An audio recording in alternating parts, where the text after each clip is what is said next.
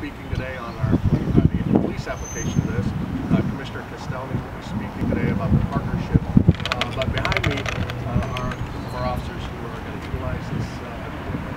Chief Cavaliers, our uniform division chief, Sergeant Wack from the county and then we have Chief Witkowski from the Swat Police Department, as well as Brian Costa, and he's one of our only drivers on it so far, and then Commissioner Marshall is here as well. So this is a proud day for all of us here to be here, to stand here as partners and unveil our latest asset in our joint efforts to prevent and reduce crime.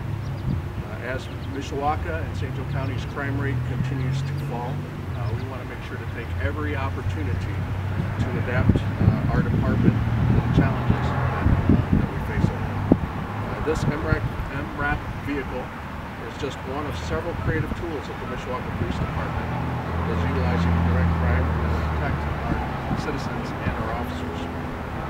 The vehicle was designed as a mine-resistant ambush protection vehicle for use in Iraq and the Afghanistan wars, and it comes to us courtesy of the United States government. As those wars are drawing down, the federal government has made these vehicles available to local agencies as surplus. After consulting with Sheriff Historic and Commissioner Castelli, we accepted this vehicle in partnership between the City of Mishawaka and St. Joseph County. And we will use it as a defensive SWAT vehicle, officer transport, and as a rescue vehicle as well. The vehicle is free of charge and comes with no strings attached. It has a sticker price of $733,000. The sticker is still on it. It came to us brand new with only 8 miles on it, 8 test track miles. Since receiving the vehicle, it has been repainted from its original desert tan to flat black, and that's courtesy of Pipers in Mishawaka, who donated their services on that. We've also added lights and graphics and made a few modifications for our department.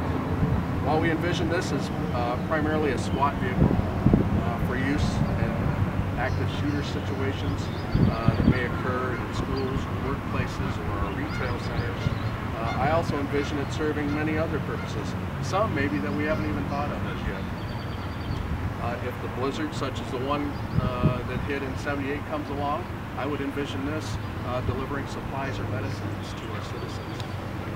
I think that our central services, our Mishawaka Fire Department, utilize the military-grade winch, which is new to our fleet as something of an asset. Of course, as with all of our public safety apparatus, we acquire them hoping that we never have to use them in the line of duty. But it's nice to know that it's there if we need it. I'd rather have it and not need it than need it and not have it. I think that it also gives us a great public relations tool and a chance for educational opportunity. I intend to display this at neighborhood watch meetings, at special events, and at parades. And in fact, my hope is that it sees more parade miles than it actually sees service miles. And it will make its public debut at Mishawaka's great hometown tradition, also known as the Mishawaka Memorial Day Parade, and that's Monday morning at 9:30. So I'm going to introduce the Sheriff to talk about some of the police applications. Good morning, thanks for coming. Our departments respond to many dangerous situations on a daily basis. On certain occasions, the average officer is not equipped to deal with situations that escalate to the point of needing a SWAT team with special equipment and tactics. SWAT teams train extensively to deal with those situations and require specialized equipment to end those situations as peacefully as possible. Without the specialized equipment and tools, the SWAT operators would have only things such as their pepper spray, tasers, batons, handguns, rifles, or shotguns. If those are the only tools they are allowed to have in high-risk situations where they are confronting violent individuals, we would be tying those officers' hands and making those situations even more dangerous, where the outcome will be less likely to end peacefully and with a greater risk of injury or death to all involved. This vehicle is no different than any other piece of specialized equipment as a tool used to keep people safe. Not only the SWAT officers that are deployed, but also for victims of potential violent or potential victims of violent acts being committed against them. While this is not a tool that will be used in every situation, it is a tool that is necessary under certain circumstances. Armored vehicles provide officers with tactical advantages in barricade situations, high-risk search and arrest warrants, active shooter scenarios, hostage situations, and many other situations to mitigate a threat. This vehicle can be utilized to safely deliver team members into high-risk environments, to deliver medical personnel such as team doctors and medics into those same areas, and to evacuate citizens and downed officers. This vehicle is not only an asset to our departments and our officers, but to the entire community. And I would like to introduce now Commissioner Castelny, who was integral in assisting us in working together to get this vehicle. So, Mr. Sheriff, I'm going to say I want to give a great deal of thanks to both the Mishawaka Police and the St. Joe County Sheriff's Department for their great work of bringing this asset here to St. Joe County. It's a great example of local units of government working together to leverage their resources to bring assets to our community to keep us safer and to make us stronger. As Mayor Wood said, this is something we hope we never use. But if we have it and we need to use it, we'll be very grateful that we do, in fact. I want to also take this opportunity to say how grateful all of St. Joseph County is, both Commissioner McClure and myself, for some of the great public servants that we have here. We've got two great examples that just spoke. Mayor Wood just does a fantastic job of representing not just Mishawaka, but our entire region.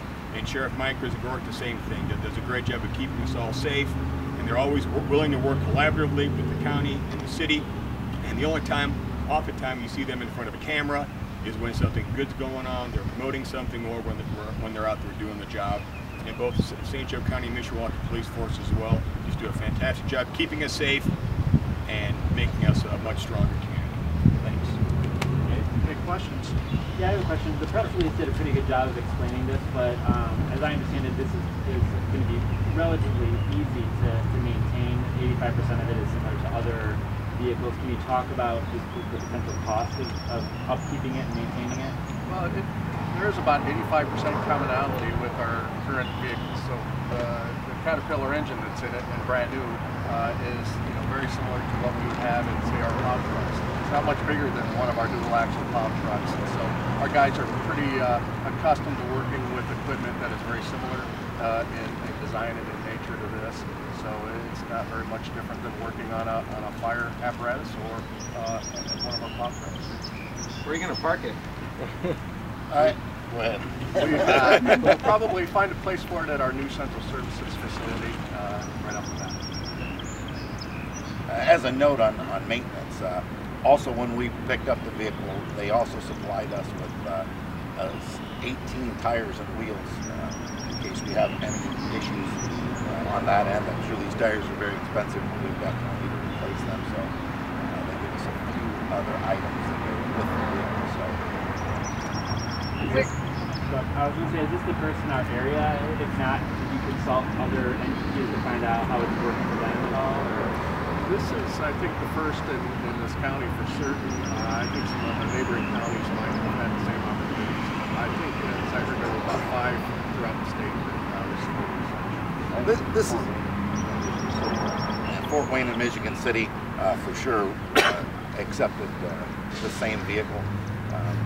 South Bend PD, their SWAT team has what is called the Bearcat, which is a commercialized vehicle for police use, which is also an armored vehicle.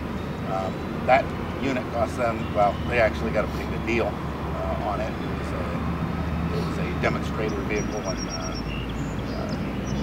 but it still cost them about $180,000. To buy one at list price, you're talking almost $300,000. We've needed an armored vehicle for some time to provide cover for our officers in those situations that I mentioned, and frankly, we just couldn't afford it. And this opportunity came along, and it's going to be an asset to all of us, and it'll keep not only our officers safe, but our citizens safe as well. It's not our first armored vehicle. We have had, I think, a Brinks truck donated to it after its useful life as a Brinks truck. And, sadly empty, but and that one was a maintenance nightmare. It was past its life. You think you could bring us through like an active shooter situation, how you guys would use something like this? Well, we would probably first use it to deploy our officers to get them safely where they need to be. Usually when those situations are going on, the first arriving officers are going to be your uniformed officers, because that's the first person that's going to get that dispatch and be the closest. If it goes to a SWAT situation and it goes for an extended period of time where we ended up having, say, a hostage situation or a barricade, then we would use this to deploy our officers, our docs, our medics, and anyone else, or to extract people. We would also probably use it as an ambulance to take out injured people. I just want to stress too that this is purely a defensive vehicle. Our officers take an oath to serve and protect, and oftentimes they are running to danger when others are running from danger. And so this gives them, I think, an extra protective measure, another layer of armor that separates the good guys from the bad guys. Where did you have to pick this up, and how did you bring it here? We actually picked it up in Texas from the factory, and we brought it back by semi, which was part of the cooperation between the county and Mishawaka and sharing the expense of getting it here. It cost us a little under $8,000 total, and we split that cost. And who's driven it so far? Officer Brian Costa is the CDL, and he is our main driver at this point. We also have a member, or one of our SWAT members is also former military that drove these vehicles in Afghanistan and Iraq, so he also is a driver of this vehicle. I was wondering if you could step forward and tell us some of the looks that you get when you drive down the street. Normally, or with? Step over here because the microphone's over here, Brian. on the mic. I think most of the looks that we're getting is just inquisitive. Instead of, it's the first vehicle of its kind to be in our area. I think people are still a little in shock at seeing it going down the road. You do get a lot of strange looks, a lot of stop. But,